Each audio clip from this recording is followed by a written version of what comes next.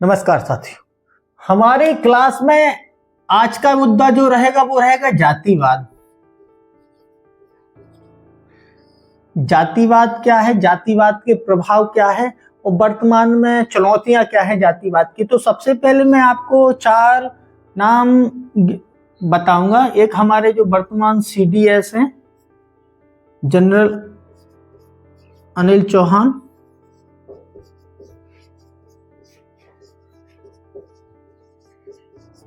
ठीक है। अब वो थल सेना प्रमुख हैं,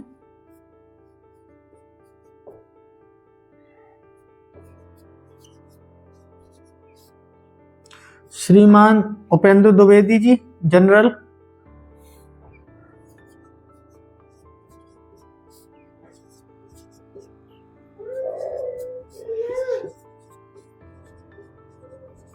द्विवेदी जी। और हमारे नौसेना प्रमुख हैं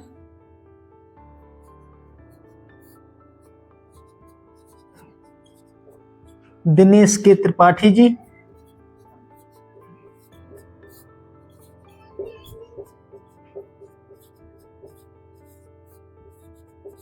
और वायुसेना प्रमुख हैं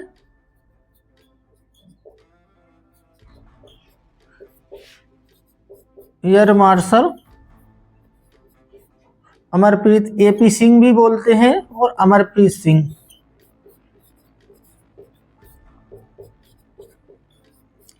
अब मैं बताऊंगा कि आखिर साइकोलॉजी के प्रश्न निकलते कहां से हैं। आप लोगों का यदि IQ चेक करना है उनको, तो वो कैसे निकालेंगे प्रश्न। यहाँ आप यदि उत्तर भारत में मध्य प्रदेश, उत्तर प्रदेश और राजस्थान आदि राज्यों से हैं, तो आप लोगों को पता होगा कि चौहान क्षत्रियों में और कहीं कहीं OBC में, लेकिन अधिकतर क्षत्रियों में, ठाकुरों में आते हैं। ये तो आप लोग जानते होंगे। द्विवेदी ये ठाकुर हो गए, ये ब्राह्मण, ये ब्राह्मण, और ये सिख। लेकिन यहां पे प्रश्न क्या बनेगा साइकोलॉजी का। आप लोगों को ऐसे तैयारी रखनी है जातिवाद की। आप लोगों ने जातिवादी मुद्दा भी, जातिवादी जनगणना का बहुत जोर शोरों से लोकसभा में भी मुद्दा देखा होगा, और कई कई जगह लोकल विधानसभाओं में भी जातिवाद का, जाति जनगणना का मुद्दा चल रहा है। तो क्या जाति के फायदे हो सकते हो, क्या घाटा हो सकते हो। मैं आप लोगों को हर ऐसे मुद्दे पे जो ज्यादा चर्चित रहा हो आपसे पूछे। ये जातिवाद का प्रश्न कई इंटरव्यू में पिछले पूछा जा चुका है, ये इसलिए महत्वपूर्ण है और मैं इसलिए क्लियर कर रहा हूं। और साइकोलॉजी का प्रश्न क्यों बनेगा इससे, क्योंकि मैं यहाँ पे आप लोगों को बता चुका ये चीजें, ठीक है। यहाँ पे हम लोगों को समझना है कि जो भी इंटरव्यू पैनल वाले टीचर या जो भी पैनलिस्ट होंगे, तो वो आपसे पूछ सकते हैं कि भारतीय सेना में जितने भी सेना प्रमुख हैं, तीनों सेनाओं के, और CDS भी ये अधिकतर उच्च जाति या उच्च वर्ग से आते हैं। तो आपको नहीं लगता है कि इन सारे बड़े बड़े पदों पर उच्च जातियों का कब्जा होता जा रहा है, और निम्न जो दलित वर्ग है या जो OBC वर्ग है, उनकी यहाँ तक पहुंच नहीं हो पा रही है। तो अब यहाँ से आप लोगों को क्या, कैसे देंगे आप लोग उत्तर, ये आप लोगों को बस सतर्कता रखनी है। इन सारे मुद्दों से आपके जितने भी साइकोलॉजी वाले प्रश्न बनते हैं, वो आपकी सेना से ही रिलेटेड बनते हैं। क्या होता है कि हम लोग पढ़े नहीं होते हैं, तो उतना दिमाग नहीं लगा पाते कि आखिर यहाँ से इन लोगों ने और ऐसे जोड़ के प्रश्न ऐसा पूछ लिया है। जातिवाद, भ्रष्टाचार, ये सारे प्रश्न कि आखिर आपकी नजर में भ्रष्टाचार क्या है। तो आप लोगों को एक दो लाइन में, वाक्यों में आपको परिभाषा आनी चाहिए, एक सरल शब्दों में, परिष्कृत शब्द हो, और जिसमें सारा पूरा दायरा समेट लें 2 लाइनों में, और आपका उत्तर पूरा हो जाए ज्यादा से ज्यादा 20 सेकंड में। इतने का आपका उत्तर रहना। अब इसको केंद्र में रख के वो प्रश्न पूछ सकते हैं कि यहाँ पे तो उच्च वर्गों का, और अभी वर्तमान में आरोप भी कई विपक्षी दलों द्वारा लगाए जाते हैं, या उन निम्न वर्ग या निम्न जातियों द्वारा लगाए जाते हैं कि अधिकतर जो भी बड़े बड़े पद हैं, आपने उत्तर प्रदेश में भी देखा होगा कि अभी एक मुद्दा चला था कि जितने भी सेक्रेटरी हैं ये सारे उच्च वर्ग से या उच्च जातियों से हैं। तो आप लोगों का उत्तर इसमें क्या हो सकता है, ये आप लोगों को दिमाग लगाना है। तो जातिवाद में पहली बात तो हमारा समानता का अधिकार, तो आप लोगों को पता ही है कि भारत में राज्य ना तो विधि के समक्ष सब लोग समता के अधिकारी हैं, ठीक है, सबका अधिकार है, राइट टू इक्वलिटी, और राज्य किसी के साथ असमानता का व्यवहार नहीं करेगा, सभी लोगों के पास समानता रहेगी। अब इसका मतलब यह है कि जो भी सरकारी पद हैं या सरकारी नौकरियों के पद होते हैं, वो राज्य का कर्तव्य है कि सभी को समान अवसर प्रदान किए जाए, और विशेषतः जो हमारे स्पेशल जो आरक्षण है उनके हिसाब से भी दिया जाए, जो भी संविधान में बढ़ रहे हैं। तो अब हम लोगों का प्रश्न का सीधा उत्तर एक लाइन में बनाना है हम लोगों को कि नहीं सर, ये बहुत महत्वपूर्ण सम्मानजनक पद है और यहाँ तक पहुँचने के लिए लोग बागों को बहुत परिश्रम से गुजरना पड़ता है, बहुत सारी पढ़ाई करके, और बहुत लंबा अनुभव होता है। यहाँ पे बहुत अनुभवी लोग और बहुत उच्च स्तर के जो हमारे पढ़े लिखे लोग होते हैं वो पहुँचते हैं। ऐसे साधारण केवल जाति देख के यदि पहुँचे होते तो सबसे ज्यादा जो अभी और पहले भी आप लोगों को जितना साइकोलॉजी में आप उदाहरण पेश करेंगे ना, उतना ही आपका उत्तर प्रामाणिकता वाला होगा। आपको प्रामाणिकता लानी है।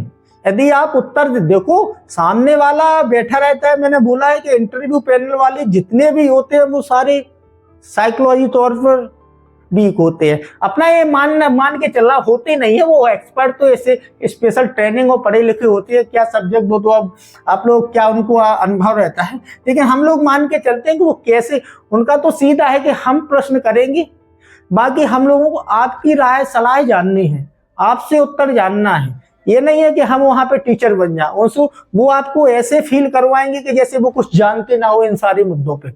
जितना है, जितना अच्छा आपने सीखा हो, जो भी पढ़ के गए हो या जो भी आप लोगों ने अनुभव किया हो जमीनी स्तर पर, वो आप इनको बताएंगे। तो उनका तो सीधा रहता है कि जो भी अभी छात्र 25 में या पहले दे के आए हो, तो वो उनने देखा होगा उन लोगों ने कि जो भी इंटरव्यू पैनल वाला होता है ऐसे अनजान बन के बैठा रहता है कि जिससे वो कुछ ना जानते हो। उन लोगों ने तो प्रश्न किया, अच्छा ऐसा है कि जैसे आपको लगे कि इन लोगों को पता नहीं है, बाकी उन लोगों को पता सब रहता है। आप लोगों को केवल इस भ्रम में नहीं रहना है। मेरा पर्पस केवल इतना है कि जितना मेरा सहयोग हो सके। सबसे ज्यादा जो चुनौतियां मुझे समझ में आई है धर्मगुरु में, RTJCU इंटरव्यू में, वो केवल साइकोलॉजी के तौर पर आई है। बाकी अमूमन एवरेजन सब कम से कम 70 से 80 और 90% भी कर्मकांड के जितने भी प्रश्नों के उत्तर हैं वो 50-60% बच्चे दे लेते हैं, और इतनी ही डिमांड है वहां पे। सेना में कर्मकांड में आप चाहे किसी भी धर्म से हो, उनको आप लोगों से कम वो लोग 10 से 12 प्रश्न पूछेंगे। यदि 5 से 6 प्रश्न आप लोगों ने ईमानदारी पूर्वक दे दिए तो वो बहुत है, इतने में सिलेक्शन हो जाता है। बाकी अन्य जो प्रश्न वो सामाजिक और व्यवहारिक पूछेंगे, उसमें से सबसे ज्यादा चुनौती निकल के आती है। साइकोलॉजी वाले जितने भी प्रश्न पूछे जाते हैं उसमें वहां बच्चे सोचने लग जाते हैं। पता चला कि देना अच्छे तर्क है, उदाहरण के साथ प्रस्तुत करना है, कहाँ की किसी मुद्दे की कहीं पे बात करने लगती है, तो इस वजह से उन लोगों का नुकसान हो जाता है इंटरव्यू में। तो हम लोगों को ये सारी चीजें नहीं करनी है। अभी आपके पास फिर भी मेरे हिसाब से 12 से 14 दिन का टाइम है, जितना आप अच्छी तरह से तैयार कर लेंगे, और चाहे आप पढ़ जितना लेना, मेरी बात एक याद रख लेना दिमाग में, इंटरव्यू उस बच्चे का या उस छात्र का कभी नहीं निकल सकता है जो केवल पढ़ता है, ठीक है। यदि पढ़ के उसने प्रैक्टिस नहीं की, ये मेरी बात आप लोगों को बुरी थोड़ा लग जाए, उससे मुझे कुछ नहीं है, लेकिन आप लोगों को भविष्य के मुझे एक कड़वी बात बोलनी पड़ रही है। आप लोग यदि सिर्फ पढ़ते हैं तो पढ़ने का जीवन में कोई महत्व नहीं है, ठीक है। आप अपने ही बहुत ज्यादा महापुरुष बन जाएंगे अपने मन के अंदर ही अंदर, बाहर किसी को नहीं पता लगेगा कि आप कितने ज्ञानी हैं। यदि आपको बाहर अपना ज्ञान प्रदर्शित करना है तो आपको पढ़ने के साथ साथ प्रैक्टिकल एक नॉलेज होना चाहिए। आप दूसरे के सामने एक प्रदर्शन कर सकें अपना कि हमारे पास क्या ज्ञान है, क्या हमारे पास आत्मसात किया हमने ज्ञान। तो ये सारी चीजें आप लोगों को कैसे उत्तर देना है। कोई भी ऐसा प्रश्न है साइकोलॉजी का, वो आप लोगों से ऐसे घुमा के पूछेंगे जितने भी। कुछ क्या है कि 4-5 प्रश्न रहते हैं जो मूलतः वो अभी हर बच्चे के सर पर, और वही रट के चले जाते हैं, वो पता चला वही प्रश्न नहीं पूछते। वो समस्याएं तो यहाँ पे यही आती है कि आप लोग साइकोलॉजी वाले प्रश्न जितने भी हैं वो कभी आप रट के ना जाए। वहां रटन तो साइकोलॉजी वाला प्रश्न चलता ही नहीं है, क्योंकि उसने प्रश्न किया, आपने बोलना चालू किया, और उसके आपके चेहरे पे भाव पकड़ जाते हैं, तो उसने फिर वहां से एंगल थोड़ा हल्का सा यदि घुमाया प्रश्न को तो फिर आपसे नहीं बनेगा। यदि आप तैयार पेपर हैं, अंदर से आपने आत्मसात किया है उन गुणों को, ठीक है, आप अपने तर्क की या विवेक की शक्ति लगाते हैं, तो आप कैसे ही कुछ किसी भी क्षेत्र से कैसा भी वो आपसे प्रश्न पूछ लें, आपसे कोई भी समस्या नहीं होगी। आप जैसे भी घुमाए आप उस रास्ते से निकलते हुए उत्तर देते हुए निकल जाएंगे, और इसी से आपकी स्मार्टनेस साबित हो जाती है कि बच्चा अभी जो प्रेजेंट टाइम में है, प्रेजेंट माइंड और प्रेजेंट बॉडी है, ऐसा नहीं है कि प्रेजेंट बॉडी ऑब्सेंट माइंड है। तो ये साबित होता है, और इसी से आप लोगों को, सब लोगों को बिल्कुल साइकोलॉजी के सारे उत्तरों को, मैंने बोला था साइकोलॉजी के प्रश्न कहीं होते नहीं हैं, वो स्पॉट पे निकलते हैं। अकस्मात आप लोगों ने उत्तर दिया, आपका धर्मगुरु जो भी बैठे होंगे, आपका इंटरव्यू शुरू हो जाता है प्रश्नों का। अब ये साइड वाले आप लोगों की ये पूरी एक्टिविटी देखते। मैं एक बात और आज मुख्यतः समझा दूं आप लोगों को कि जैसे 5 लोग बैठते हैं, वो आप 5 में से किसी एक का उत्तर दे रहे हैं, तो आपको सिर्फ एक मेंबर का उत्तर देख के नहीं देना है। आपका दृष्टिकोण एक मेंबर नहीं, आपका उत्तर ये होना चाहिए कि आप 5 लोग आपके ऊपर निगाहें गड़ाए हुए हैं, 5 लोग आपको देख रहे हैं, तो आपकी ईमानदारी, यदि आपने थोड़ी सी भी होशियारी की है किसी एक से, बाकी आप लोगों को लगता हो, ये भ्रम में रहते हैं कई विद्यार्थी हमारे, उनको इतना नॉलेज नहीं होता कि हम एक से बस निपट जाए, बाकी 4 लोग इससे तो निपट लेंगे, हमको आता है, तो ये नहीं है। आप जिसका भी उत्तर देंगे उसका ईमानदारी पूर्वक देंगे। यदि आपने वहां हल्की सी भी आपके अंदर से बेईमानी या झूठे पकड़ा जाए, उन लोगों को देखो, सीधी बात मैंने आप लोगों को पहले समझा दी है। मैं भी इतना ज्ञान, मतलब इतना पढ़ता हूं या इतना पढ़ चुका हूं, लेकिन यदि मैं इंटरव्यू देने जाऊं ना पैनल में, तो जो आता है वो ईमानदारी भी पूर्वक बताऊंगा, बाकी मुझे कोई एक्स्ट्रा बताने की जरूरत नहीं।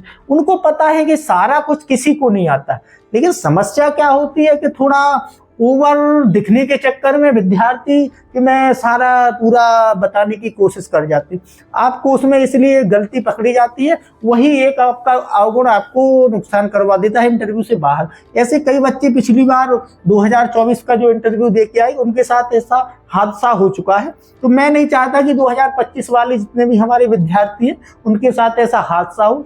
कोई भी आप लोगों से ये नाम पूछे जाए ना पूछे जाए, बाकी साइकोलॉजी तौर पर आप लोगों को ये दिमाग में रखना है कि शायद ऐसा प्रश्न पूछ लिया तो हम लोगों को कैसा उत्तर देना है, ठीक है। तो आप लोग सैनिक हैं, उस सैनिक में जितने भी अच्छे अच्छे परिष्कृत शब्द बोल पाए, बहुत जितने भी आप लोग अच्छे, मतलब जितने अच्छे उदाहरण प्रस्तुत कर लेते हैं, आपका साइकोलॉजी का उत्तर वही सही होता है। मैं बताऊं कि एक पर्टिकुलर आंसर कोई साइकोलॉजी के प्रश्न का होता ही नहीं है। कोई अपने भारत देश में क्या विश्व में कोई टीचर बना ही नहीं है। उनका सीधा मतलब रहता है कि आप अच्छे से अच्छे तर्क कितना अच्छा प्रस्तुत कर पाते हैं, और इसी से 100% साइकोलॉजी का कभी कोई प्रश्न का उत्तर दे नहीं पाता है। आप जैसे आपने 60% अच्छा दे लिया, मैंने 80-90% दे लिया, बाकी इससे ज्यादा कुछ अंतर नहीं होता है। आप 50 में है तो मेरा 70 हो गया, इससे ज्यादा आपको कुछ नहीं याद रखना है। बाकी ये छोटे छोटे शब्द हैं जितने भी वर्तमान में चर्चाओं में रहते हैं, जैसे जातिवाद, भ्रष्टाचार, तो हमारे यहाँ पे जातिवाद में भी कई ऐसी, अभी आप लोगों ने एक यात्रा देखी होगी कि बागेश्वर धाम, बड़ी राष्ट्रीय स्तर पर चर्चा रही उसकी, तो जातिवाद की करो विदाई, हम सब हिंदू भाई भाई, तो इस पे भी आपसे मुझे लगता है कि प्रश्न बन सकता है। तो इसका मैं एक रेफरेंस दूंगा अलग से, क्लास में पूरी डिस्कस करेंगे कि आखिर राष्ट्रीय एकता की जो हिंदू पदयात्रा निकली उस पर हमारा क्या नजरिया होना चाहिए, हम लोग कैसे उस पर कमेंट करेंगे।